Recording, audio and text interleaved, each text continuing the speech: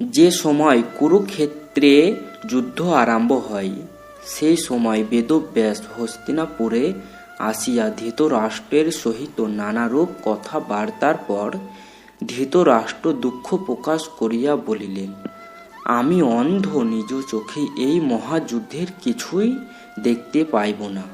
বেদব্যাস বলিলেন, এই যুদ্ধের যাহা কিছু ঘটনা বলি তৎসমুদয় জ্ঞানী সঞ্জয়কে জিজ্ঞাসা করিলে সমস্তই জানিতে পারিবে। আমি তাহাকে দিব্য দৃষ্টি প্রদান করিতেছি, তাহার ফলে সঞ্জয় গৃহে বসিয়া সমস্ত যুদ্ধের ঘটনা দিব্য চক্ষে দেখিয়া তোমার সকল প্রশ্নের উত্তর দিতে পারবে। উহা বলিয়া তিনি তপবনে চলিয়া গেলেন। আমরা গীতা বা ভগবদ্ গীতায় যাহা দেখিতে পাই, তাহা স্বয়ং ভগবান শ্রীকৃষ্ণের মুখের বাণী। কুরুক্ষেত্রে উপস্থিত আত্মীয় স্বজন দেখিয়া যুদ্ধে বিরত অর্জুনকে শ্রী ভগবান যে উপদেশ প্রদান করিয়াছিলেন, তাহার নাম গীতা। সঞ্জয় ব্যাসদেব কর্তৃক দিব্য দৃষ্টি লাভ করিয়া তাহার প্রাসাদে আসিয়াই ধৃতরাষ্ট্রকে যাহা বলিয়াছিলেন, আমরা তাহা প্রকাশ করিতেছি। প্রথম অধ্যায় অর্জুন বিষাদ যোগ।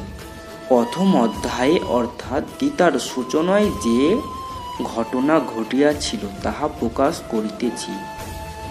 কুরুক্ষেত্রে প্রবেশ করিয়া অর্জুন উভয় সেনাদলে আত্মীয় স্বজনকে যুদ্ধার্থে প্রস্তুত দেখিয়া গাণ্ডীব ধনু ত্যাগ করিয়া যুদ্ধে বিরত থাকিয়া শ্রীকৃষ্ণকে বলিলেন, হে কৃষ্ণ, যুদ্ধে অবগত এই আত্মীয় স্বজনকে দেখিয়া আমার শরীর অবসন্ন হইয়া পড়িতেছে।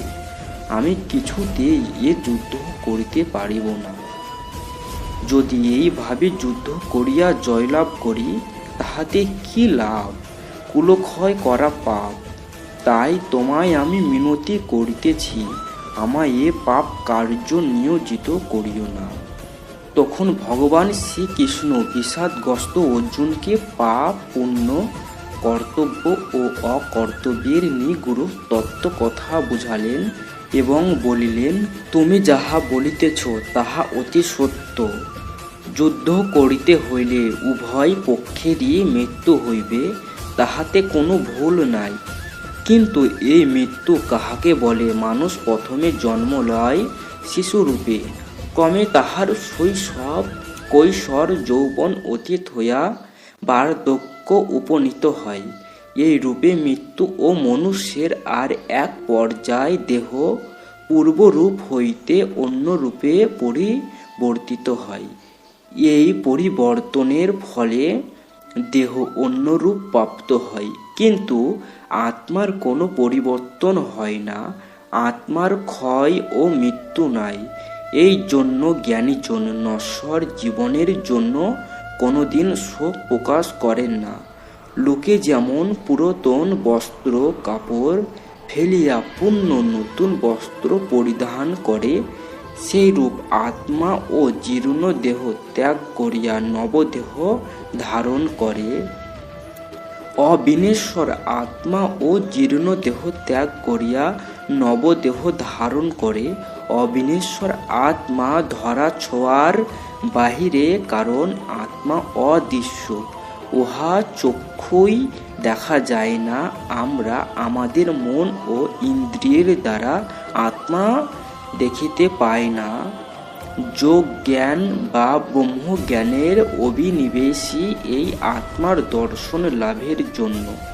কর্মই ধর্ম, অতএব কর্ম সকলকেই করিতে হয়, উহাতে ব্রহ্মজ্ঞানী ও বাদ যায় না। তবে ব্রহ্মজ্ঞানের কর্ম নিষ্কাম।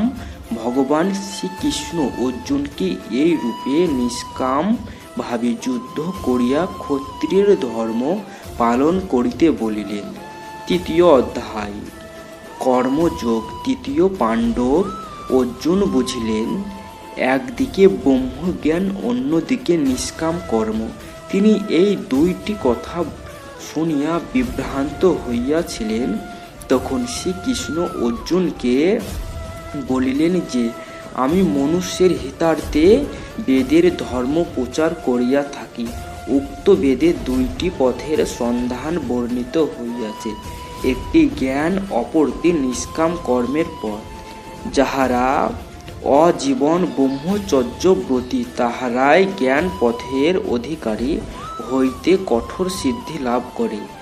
যে কারণে সাধারণ গৃহদের নিষ্কাম পথে গমনই সেহ। নিষ্কাম কর্মে মন পবিত্র হয়, মনের পবিত্রতার সঙ্গে সঙ্গে জ্ঞানও বিশুদ্ধ হইয়া থাকে। যাহারা নিষ্কাম কর্মী, তাহাদিগের সর্বদা স্মরণ রাখা উচিত যে সে যে কার্যব্রতী তাহা তাহার নিজের নয়, সে ভগবানেরই কাজ। সে শুধু তাহার প্রতিনিধি হইয়া কর্ম সম্পূর্ণ করিতেছে। সেই জন্য শ্রীকৃষ্ণ অর্জুনকে অনাসক্তভাবে কর্তব্য পালনের কথা বলিলেন যে জয় পরাজয়, হিংসা বা হত্যার কথা ভুলিয়া যুদ্ধ করিবে। যেহেতু ক্ষত্রিয় ধর্ম যুদ্ধ, যে সকল ব্যক্তি নিজের সুখ স্বাচ্ছন্দ্যের জন্য নিজ ধর্ম ত্যাগ করে তাহার ঘোরতর পাপী। নিজ ধর্ম মৃত্যুও সেহ পরধর্ম অতি ভয়াবহ। শ্রীকৃষ্ণের কথা শুনিয়া অর্জুন বলিলেন, হে কৃষ্ণ, তোমার কথা কিছু বুঝিয়া ও বুঝিতে পারিতেছি না। তখন শ্রীকৃষ্ণ বললেন, অগ্নি যেমন ধূমাচ্ছন্ন থাকে, মনুষ্যের জ্ঞানও সেইরূপ রাগ দ্বেষ হিংসা রূপে ধূম্র জ্ঞানে সমাচ্ছন্ন। অর্জুন, তাই তোমাকে বলিতেছি, তুমি হিংসা লোভ মোহকে দূরীভূত করিয়া অজ্ঞে নিজকে চিনিয়া লও, তাহার পর সব বুঝিতে পারবে। শ্রীকৃষ্ণ যখন বুঝিতে পারিলেন যে অর্জুনকে বহুবিধ উপদেশ দেওয়া সত্ত্বেও অর্জুনের মনের সন্দেহ ঘুচিতেছে না, তখন তিনি ধীরে ধীরে নিজ রূপ প্রকাশ করিতে লাগিলেন। অর্জুনের বিশ্বাস ভগবান শ্রীকৃষ্ণ তাহার প্রিয় বন্ধু ও রথের সারথি।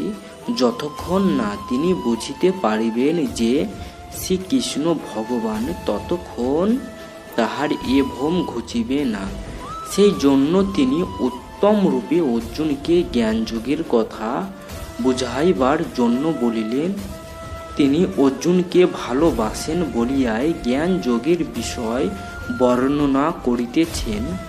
সৃষ্টির প্রারম্ভকালে সর্বপ্রথম তিনি সূর্যকে উহাই শিক্ষা দিয়াছিলেন। তৎপর সূর্য তদীয় পুত্র মনুকে জ্ঞানযোগের বিষয় শিক্ষা দান করেন। উহা শ্রবণ করিয়া অর্জুন বিস্ময়াপন্ন হইলেন, কারণ সূর্যের আবির্ভাব হয় কল্পান্তর যুগ পূর্বে, আর তাহার প্রিয় বন্ধু শ্রীকৃষ্ণের উদ্ভব বহু যুগ পরে। তাহা হইলে শ্রীকৃষ্ণ একই উপদেশ দান করিতেছেন। অর্জুনের মনোভাব বুঝিতে ভগবান শ্রীকৃষ্ণের বিলম্ব হইল না। তিনি বুঝিলেন অর্জুন তাহাকে এখনো চিনিতে পারেন নাই। তখন তিনি অর্জুনকে বলিলেন, সখে, তোমার ও আমার উহার বহু পূর্বে বহুবার জন্ম হইয়াছে, তাহা তোমার মনে নাই, কিন্তু আমি তাহা বিস্মৃত হই নাই। যখনই ধর্মের বিপর্যয় গ্লানি ঘটে বা ধর্মক্ষয় হয়, তখনই অধর্মের প্রাবল্য ধ্বংসমুখী পৃথিবীর হিতার্থে ভিন্ন সময়ে নানারূপ মূর্তিতে আমি আবির্ভূত হই। আমি জন্ম মৃত্যুহীন ও শাশ্বত, আমি এক, আবার বহু ও হইয়া থাকি। আমি নিষ্কাম কর্মের আদর্শ স্থাপনের জন্য বাসুদেবের গৃহে জন্ম লাভ করিয়া বহু কেশ উপভোগ করিয়াছি এবং তোমার রথের সারথ্য গ্রহণ করিয়াছি। যিনি এই স্বরূপ জ্ঞাত হইয়াছেন, তিনি মুক্তি লাভে সমর্থ হইয়াছেন। আমার স্বরূপ জানিতে হইলে আমাকে শ্রদ্ধা ও বিশ্বাস না করিয়া উপায় নাই। শ্রদ্ধাবিহীন ব্যক্তি কদাচ জ্ঞান লাভে সমর্থ হয় না। এক্ষণে তুমি আমার প্রতি কোনো বিষয়ে সন্দিহান না হইয়া আমায় অনুসরণ করো এবং আমার আদেশ প্রতিপালন করো, উহাই তোমার কাম্য। শ্রীকৃষ্ণ অর্জুনকে ব্রহ্মবিদ যোগীগণের বিষয় বর্ণনা করিতে লাগিলেন। যে সকল ব্যক্তি যোগ সাধনার দ্বারা ব্রহ্মকে চিনিতে সমর্থ হইয়াছেন, তাহারা কর্মী হইলেও কর্মে তাহাদের আসক্তি নাই। ধর্মসমূহের ফলাফল তাহারা শ্রী ভগবানে অর্পণ করেন, তাই তাহাদের কর্ম নিবন্ধন কোনো যন্ত্রণায় পাইতে হয় না। যাহারা ব্রহ্মজ্ঞ তাহারা প্রাণী মাত্রকেই সমভাবে ভাবিয়া থাকেন। মনুষ্য, পশু, ব্রহ্ম ও অন্যান্য জীব সমূহকে ভগবান স্বরূপ দেখিয়া থাকেন।